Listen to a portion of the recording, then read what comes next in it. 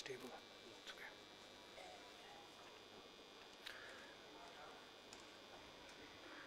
Good evening.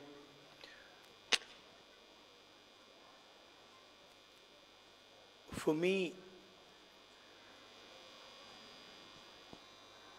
Sitaram Yechury was a friend who operated in the political system. When people look at politics from outside, it's not easy to see the dynamics that take place inside the political system. It's an unforgiving place, harsh place, uncomfortable place, and it brings out mostly the worst in people. It's rare that you see that politics brings out the best in a person.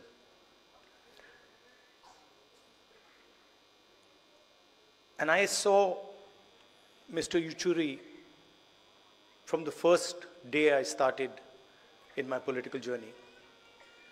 And I observed him quite carefully. And what I found was a person who was flexible, who listened, who, even though he was on the opposite spectrum ideologically, had the ability to understand where we were coming from, and he also allowed us to understand where he was coming from. He was a bridge, in a sense, between certainly the Congress party and other parties in the India Gathbandhan. There are people who are visible and they are up front, you see them. And then there is the glue that is not visible, that is hidden, but is actually what holds the structure together. And I would say Mr. Yechury was such a figure who, in the India Gathbandhan certainly, and the last UPA Gathbandhan, held the architecture together. And he held the architecture together because he was flexible, because he listened, and he didn't have the common traits that a lot of politicians have: anger, aggression, arrogance. These things were missing, and this is rare in our work. So he was a friend. I dealt with him a number of times, and I always noticed how the stress was countered with the cigarette. And this was always there. And I used to tell him, Yechury ji, what is this? Why don't you get rid of this? And that, I think, is the only habit that probably he wasn't able to get rid of. He was also very close to my mother. And I would say they were even better friends than I was with him.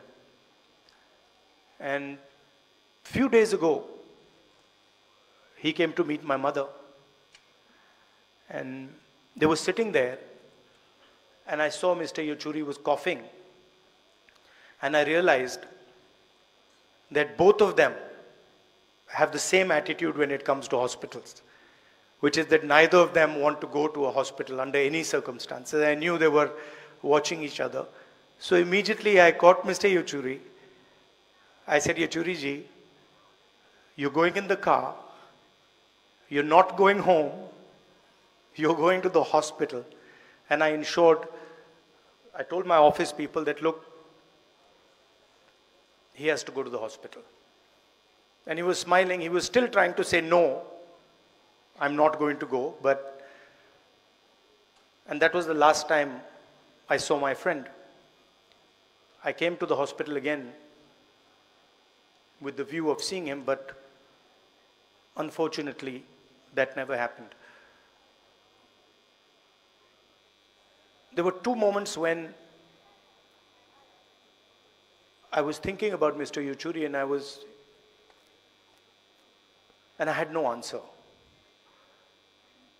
One was when his son passed away, and I picked up the phone, and I didn't know what to say. I really just didn't know what to say, and I called him, and then I was silent on the other side because of what he was going through. Probably the hardest moment of his life. But then I met him a few days later, and the same Mr. Yechuri, tough, brave Mr. Yechuri was back.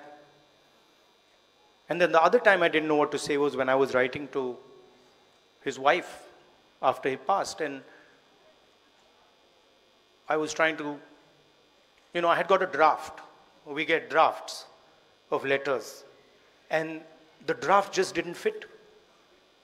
Normally the draft fits, and this draft just didn't fit. I had to cancel out everything. And so I was thinking, what do I say to his wife who's going through such a hard time? And the only thing I could say is that he was a person you could trust.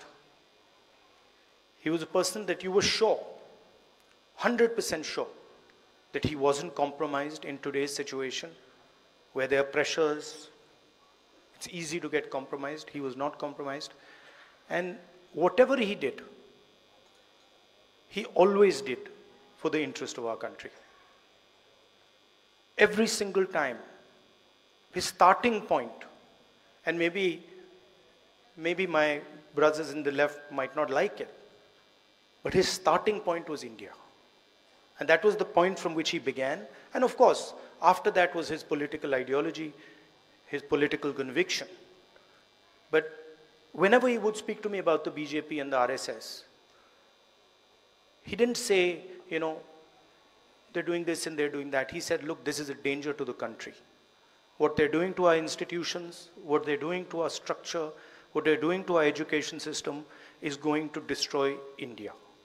And that's how he lived his life. I'm very proud to have been a friend of his. Thank you.